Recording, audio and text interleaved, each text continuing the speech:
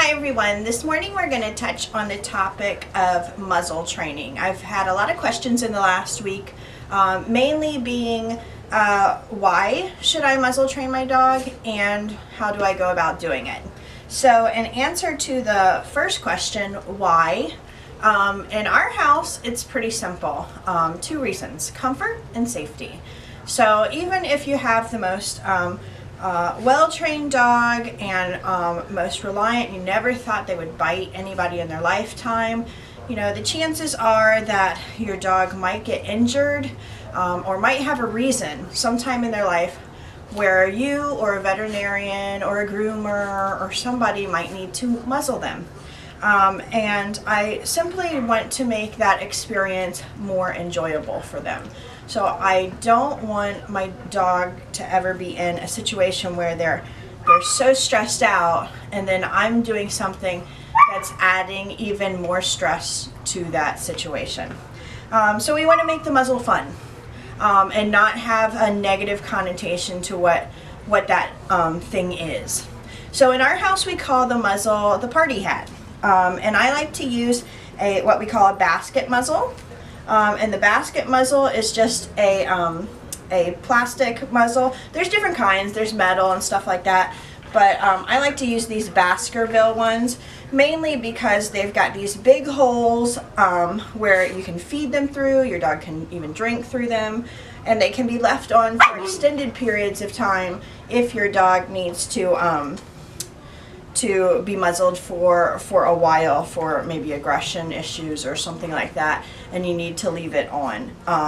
The other type, the material ones that you might see your groomer or something use, really shouldn't be left on a dog longer than 15, maybe 20 minutes, especially if the dog's really stressed. They can hyperventilate if they are in that closed material type muzzle. So what we're going to do is very simple. I'm going to show you the first steps of how I muzzle train my dogs, and we're starting with a dog that's brand new, but if a dog has had an aversion or had a bad experience to a muzzle, this process could take longer. We're going to kind of show a few steps and fast forward this morning, but typically I do this process over about a week and a half. And I do it using their breakfast or their dinner.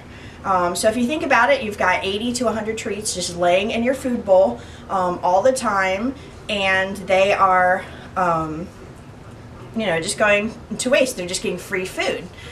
So this is a great opportunity to use their breakfast as a training tool to get them used to any type of clothing, not just muzzles, but if you have a hard time putting, a harness or a gentle leader or even a hat on your dog, breakfast and dinner is a great time to do that. So as you can see, I'm trying to keep little Nova occupied while we're talking because she's a crazy little beast, and she hasn't eaten breakfast and she loves to eat.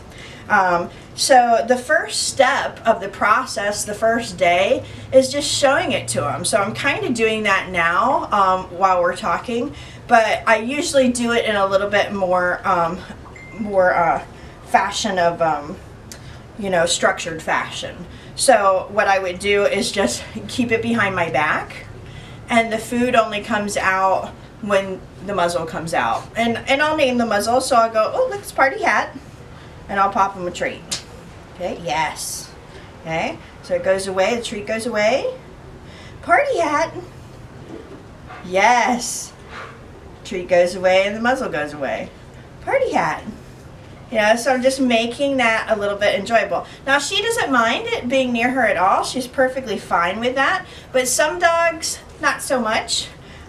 So if my dog was really nervous when I showed them this item, whether that's a harness or any kind of clothing, I would start with it way over here, and I would go, Party Hat, way over here, and then I would gradually move it closer to the dog so they're comfortable with, hey, look, when there's a muzzle around or this item of clothing around, good things happen. You're getting food, you're getting a paycheck every time I get this out, so that's a great thing.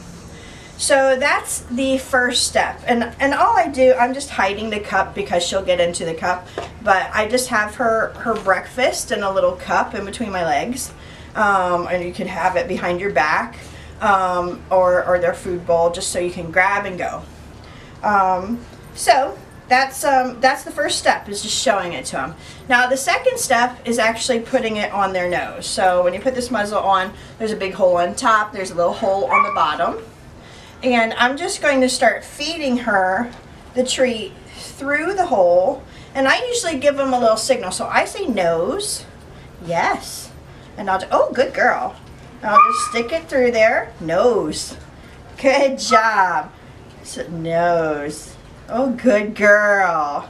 So each time she's just learning how to put her muzzle, her nose in the muzzle. Good girl. I'm not securing it in any way. I'm just letting her kind of play with it. Now, I've seen different people do different tactics with this. Some people will, I actually do like squeeze cheese and stuff in the muzzle. I've even used like stick type treats, like a pepperoni jerky or something, so I can hold it and nibble. So especially if my dog needs a little bit higher value reward to work with this.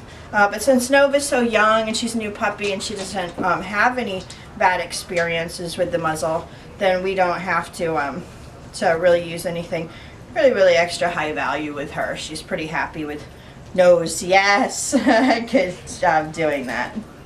So we just play with that, and like I said, this could take days with some dogs. Nova has never seen this muzzle before. I pulled it out last night and let her see it just to make sure it fit somewhat appropriately, so it wasn't huge on her face when we tried to videotape this.